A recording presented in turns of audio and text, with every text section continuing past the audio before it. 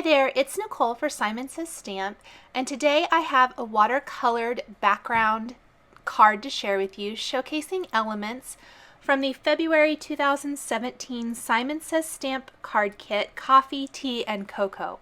I am crazy about this card kit. It is so awesome.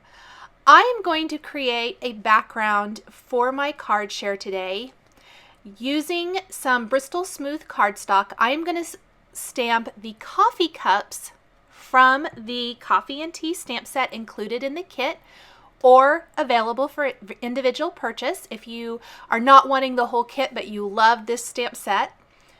And I'm going to stamp this all over my background using Versamark ink and then heat emboss this with white embossing powder. It's a little hard to see where I'm stamping since it's Versamark on white, but once I get the embossing powder on there and start watercoloring, I love how the pattern starts to take shape. So I'm going to just simply fill in all these little areas. I want to make sure and fill in along the edges as well. That way it really gives the look of a piece of pattern paper. I'm going to sprinkle on the white embossing powder, and then I'm going to take the face images from the coffee and tea stamp set. There are 4 different faces, and stamp those on each of the coffee cups. This is going to give it a little bit more of a whimsical look, which I absolutely love. I also noticed I missed a little space along one side, so I went ahead and stamped that and added the embossing powder. I have not heat set anything yet. I want to heat set everything all at once. Because this is Versamark ink, it is going to stay wet for a little bit, so you don't have to worry that the ink might dry and your embossing powder will flake off. You have plenty of time to go ahead and finish stamping everything and then go ahead and hit it with your heat tool.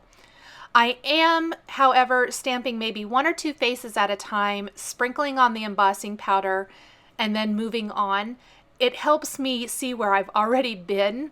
Since I'm kind of skipping around to the different coffee cups, it can be a little hard to tell where you may be already stamped.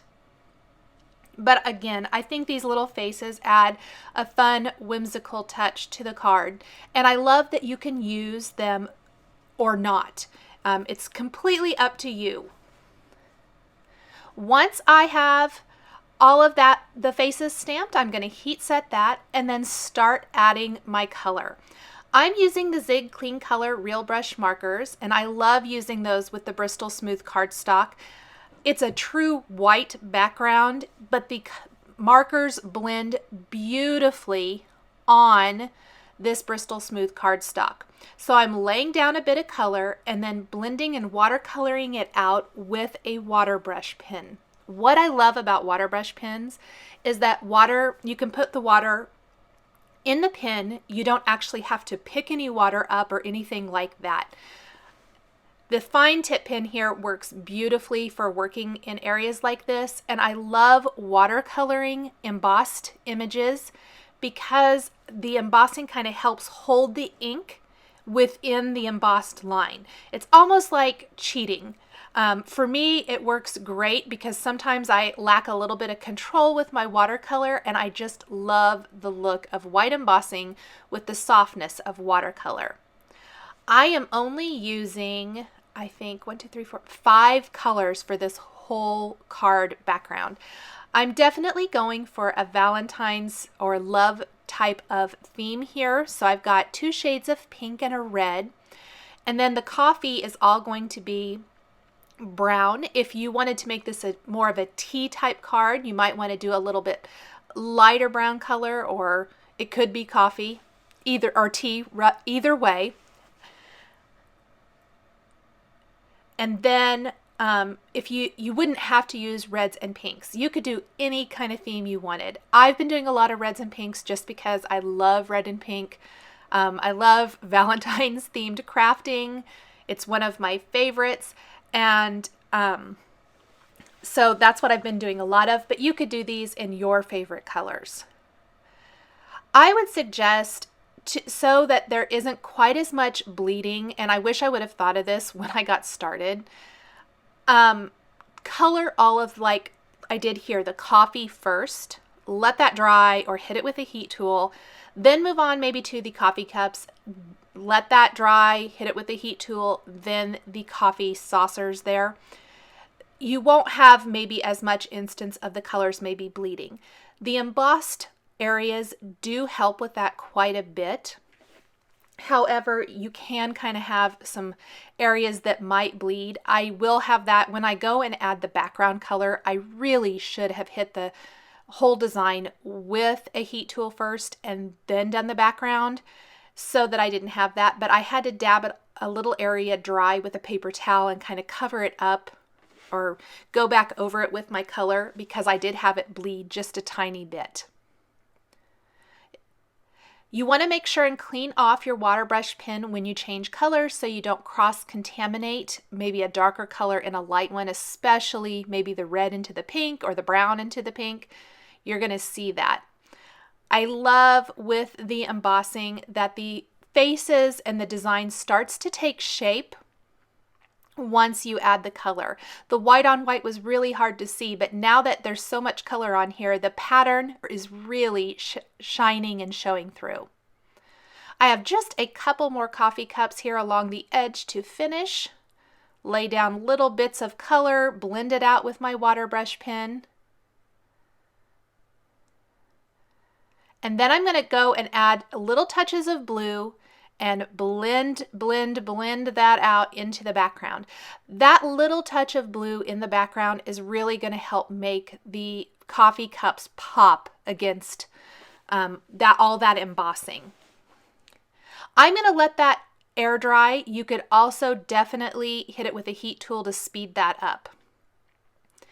Once it's completely dry, I'm going to stamp the heart from the coffee and tea stamp set using the Simon Says Stamp Hot Lips red ink. And this is going to fill in any of those little white spaces around the coffee cups and really finish off my pattern. It complements the colors I chose and the theme really well. So I'm simply going to fill that in, flip the heart this way and that to match the design of the coffee cups, which are also flipped all different directions. Just make sure and fill in any of those little areas to finish out my pattern. I am going to die cut this panel plus some of the surf blue cardstock included in the kit using Simon Says Stamp basic rectangle dies. I love using the dies. You could definitely cut these with a paper trimmer if you wanted to, but what I love is this is going to give you precise mats every single time, and I love that. There's no human error here because they're going to die cut those panels exact every single time. So I am using the two largest sized here. The second largest is what I'm using to die cut my watercolored background. And then I will die cut some surf blue cardstock with the A2 sized rectangle, and that's going to perfectly fit the front of a card base. I do like to put my dies in at a bit of an angle. They run through the rollers in the die cut machine much easier that way. So here is my background on that surf blue. I've also stamped a greeting from the coffee and tea stamp set on vellum. This is a piece of vellum I die cut with one of the Simon Says Stamp stitched banner dies. I'm actually not going to be using the banner. I wanted that stitching along the top and the bottom of the border. And I stamped and embossed the greeting and the little hearts with some white embossing powder. And then I'm going to hide my liquid adhesive behind the embossed areas. Put that right over my background and then go ahead and put something heavy on top of it until the glue dries and trim off the excess.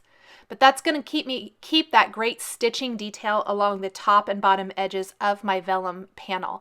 I love using vellum for my greeting because that way you can still see the great pattern behind it, but your greeting is still very legible. I'm going to back this whole panel with foam adhesive and then attach this to my surf blue mat here. give it a tiny bit of dimension. And then I'm going to finish my card with some of the enamel dots included in the February kit. I've got this little gold heart here that I'm going to place over one of these stamped and embossed hearts in the greeting. And then I'm going to use a couple of several of the pink enamel dots throughout my card, just scattered throughout the card design to finish the design. Thanks for joining me today for this watercolored background card showcasing elements from the February 2017 Simon Says Stamp card kit. The supplies I've used to create this card are listed and linked below the video here on YouTube. Here are a couple more videos showcasing Simon Says stamps and dies that you might be interested in. Thanks for watching, and we'll catch you next time.